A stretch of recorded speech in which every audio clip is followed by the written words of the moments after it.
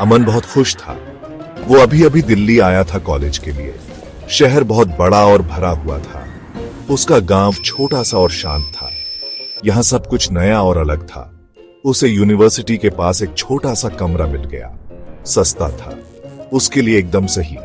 उसने अपना बैग खोला, कपड़े पुराने लकड़ी के कबर्ड में रख दिए, दीवार पर कुछ फोटोज लगा दी। कमरा छोटा था पर अपना था। वो मुस्कुराया। उसे अच्छा लगा इंडिपेंडेंट होकर। तभी उसकी नजर कमरे के कोने में एक अजीब सी परछाई पर पड़ी। वो एक सेकंड के लिए हिली, फिर गायब हो गई। उसने कंधे उचका दिए, सोचा शायद सफर की थकान होगी। थकान। रात के 3 बजे थे। अमन की नींद अचानक खुली। उसे कोई आवाज सुनाई दी। फुसफुसाहट थी, एक धीमी डरावनी फुसफुसाहट। लग रहा था जैसे उसके बिस्तर के नीचे से आ रही हो। उसने अपनी सांस रोक ली, ध्यान से सुना। फुसफुसाहट बंद हो गई। वो बिस्तर से उठा, नीचे झुका और बिस्तर के नीचे देखा। वहां कुछ नहीं था। वो वापस लेट गया। उसकी धड़कनें तेज थीं। उसने सोने की कोशिश की पर नींद नहीं आई। फुसफुसाहट फिर शुरू हो गई, इस बार और तेज। ऐसा लग रहा था जैसे कोई उसका नाम ले रहा हो। अमन, अमन। अगले दिन अमन क्लास में ध्यान नहीं लगा पा रहा था। रात वाली फुसफुसाहट उसे परेशान कर रही थी। उसने सोचा, पड़ोसियों से पूछता हूं इस कमरे के बारे में।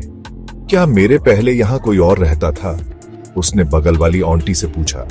अरे हां, उसने कहा, एक जवान लड़का, बिल्कुल तुम्हारी तरह, पर वो एक दिन गायब हो गया।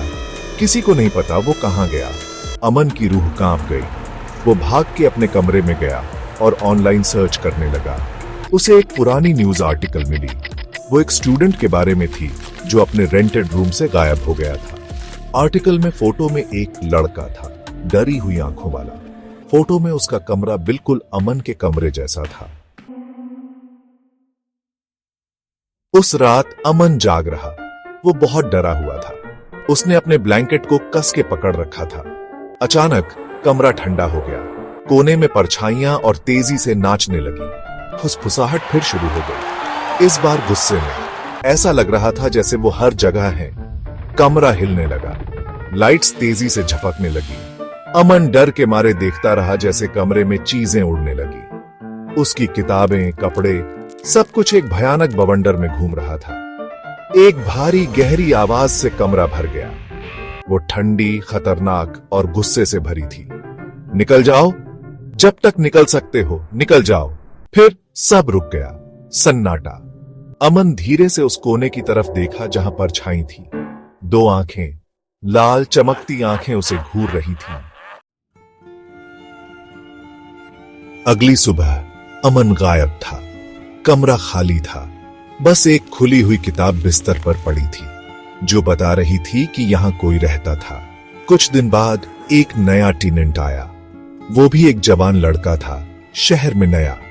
वो अपनी कॉलेज लाइफ शुरू करने को लेकर एक्साइटेड था। अच्छा कमरा है, उसने मकान मालिक से कहा। शांत और पीसफुल। मकान मालिक मुस्कुराया। हाँ है ना, उसने कहा, पर ध्यान रखना, ज्यादा देर तक बाहर मत रहना और कुछ भी हो जाए, अगर फुसफुसाहट सुनाई दे तो उसे मत सुनना।